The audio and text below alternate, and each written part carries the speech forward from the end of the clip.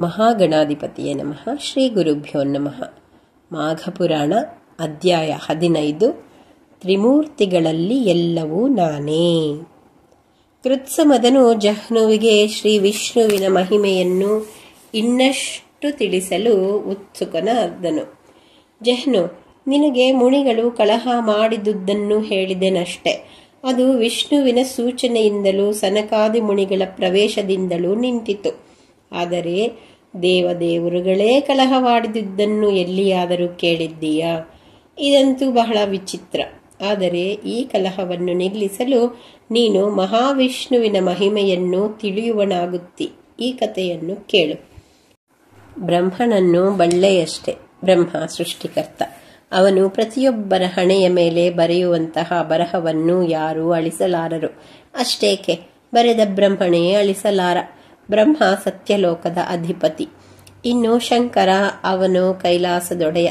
ಇಬ್ಬರೂ ಒಮ್ಮೆ ತಮ್ಮ ತಮ್ಮ ಸ್ಥಾನ ಬಲ ಮರೆತು ಜಗಳವಾಡತೊಡಗಿದರು. ಈಶ್ವರನು ತಾನು ಹೆಚ್ಚು ಸಮರ್ಥ, ಲೋಕಾಧಿಪತಿ ಎಂದು, ಬ್ರಹ್ಮನು ತಾನು ಸೃಷ್ಟಿಕರ್ತನಾಗಿರುವುದರಿಂದ ಇಡೀ ಲೋಕ ತನ್ನ ಅಧೀನವೆಂದು ಜಗಳವಾಡತೊಡಗಿದರು.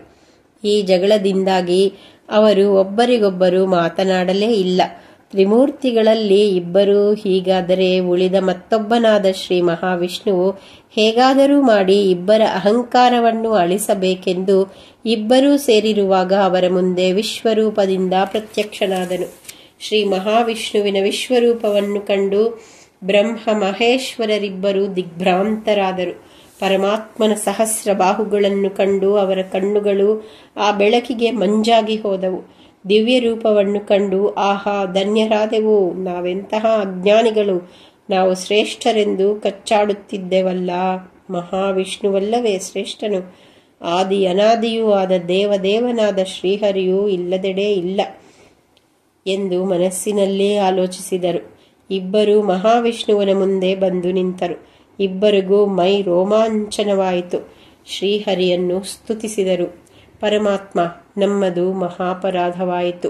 ಸೃಷ್ಟಿಕರ್ತನು, ಜೀವಸ್ಥಿತಿ ಉಂಟು ಮಾಡುವವನು, ಲಯಕಾರನು ಎಲ್ಲ ನೀನೇ ಆಗಿರುವೆ. ನಾವು ತಿಳಿಯದೆ ಇಬ್ಬರೂ ನಮ್ಮಲ್ಲೇ ಶ್ರೇಷ್ಠತೆಯ ಬಗ್ಗೆ ಜಗಳವಾಡಿದೆವು. ನೀನು ಅನಂತನು, ಅಣೋರಣೀಯನು, ಮಹತೋಮಹೀಯನು. ಕ್ಷೀರಸಾಗರ ಶಯನನಾದ ನೀನು ಸಕಲ ಜೀವರಾಶಿಗಳಲ್ಲೂ ಇದ್ದು ಎಲ್ಲರನ್ನೂ ಪೊರೆಯುತ್ತಿದ್ದಿ. ಋಷಿಮುನಿಗಳು ದಿನನಿತ್ಯ ನಿನ್ನ ನಾಮಸ್ಮರಣೆ ಮಾಡುತ್ತಾ ನಿನ್ನ ದರ್ಶನಕ್ಕಾಗಿ ಕಾಯುತ್ತಿರುವರು. ವೇದಗಳು ನಿನ್ನನ್ನು ಪರಾತ್ಪರ ಪರಮೇಶ್ವರನೆಂದು ಸ್ತುತಿಸಿವೆ. ಗೀತಾಚಾರ್ಯನಾದ ನೀನು ಈರೇಳು ಲೋಕಕ್ಕೆ ಒಡೆಯನಾಗಿರುವೆ.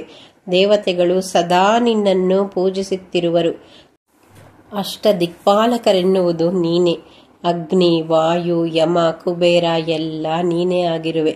ಜಗನ್ನಾಟಕ ಸೂತ್ರಧಾರಿಯಾದ ನೀನು ದಯಾಮಯ. ಆರ್ತರ ಮೊರೆ ಕೇಳಿ ಓಡಿ ಬರುವ ಭಕ್ತ ಬಂಧು. ನಿನ್ನ ವಿರಾಟ್ ಸ್ವರೂಪ ಕಂಡು ನಾವು ನಮ್ಮ ಮನಸ್ಸನ್ನು ಬದಲಿಸಿಕೊಂಡಿದ್ದೇವೆ. ನಮ್ಮ ಅವಿವೇಕ ಹೋಗಿ ವಿವೇಕ ಬಂದಿದೆ. ಇನ್ನಾದರೂ ವಿಶ್ವರೂಪ ದರ್ಶನ ಬಿಟ್ಟು ಸಾಮಾನ್ಯ ರೂಪ ಧರಿಸಿ ನಮ್ಮನ್ನು ಸಲಹುವನಾಗು. ಇನ್ನೆಂದಿಗೂ ನಾವು ಕಲಹ ಮಾಡದೆ ನಮಗೆ ವಹಿಸಿರುವ ಕಾರ್ಯಗಳನ್ನು ಮಾಡಿಕೊಂಡು ಹೋಗುವೆವು ಎಂದರು.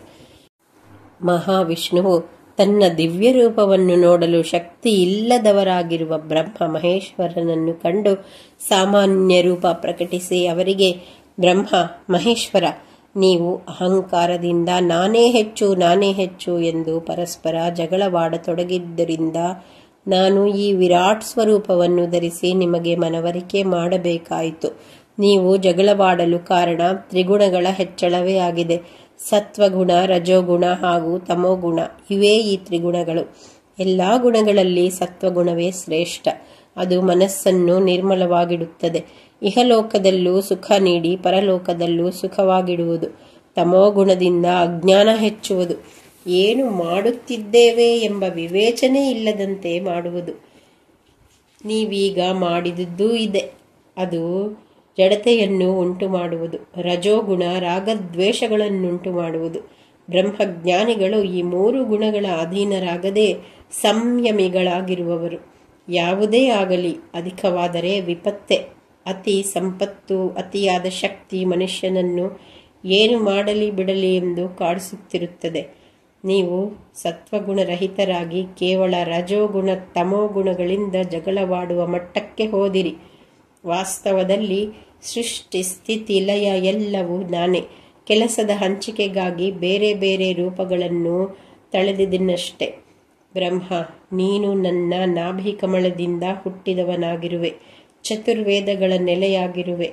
ಯಜ್ಞಾಧಿಪತಿಯೂ ನೀನೇ. ಜೀವರಾಶಿಗಳನ್ನು ಸೃಷ್ಟಿಸುವನು ನೀನೇ. ನಮ್ಮಿಬ್ಬರಲ್ಲಿ ನಾನು ಬೇರೆಯಲ್ಲ, ನೀನು ಬೇರೆಯಲ್ಲ. ಲಯಕರ್ತ ಶಿವ, ಸೃಷ್ಟಿಕರ್ತ ಬ್ರಹ್ಮ. ನಿಮ್ಮಿಬ್ಬರಲ್ಲೂ ಭೇದವಿಲ್ಲ. ಇಬ್ಬರೂ ಒಂದೇ ಆಗಿದ್ದು ಜಗಳವಾಡಿದಿರಲ್ಲ. ಇನ್ನಾದರೂ ಶಾಂತ ಸ್ವಭಾವದವರಾಗಿ ನಿಮ್ಮ ಕೆಲಸದಲ್ಲಿ ತೊಡಗಿರಿ ಎಂದು ಹೇಳಿ ಬಳಿಕ ಕೈಲಾಸಾಧಿಪತಿಯಾದ ಶಿವನಲ್ಲಿ ಈ ರೀತಿ ಹೇಳಿದನು ಎಂಬಲ್ಲಿಗೆ ಮಾಘಪುರಾಣದ ಅಧ್ಯಾಯ 15 ಸಂಪೂರ್ಣವಾಯಿತು. ನಾಳೆ ಅಧ್ಯಾಯ 16.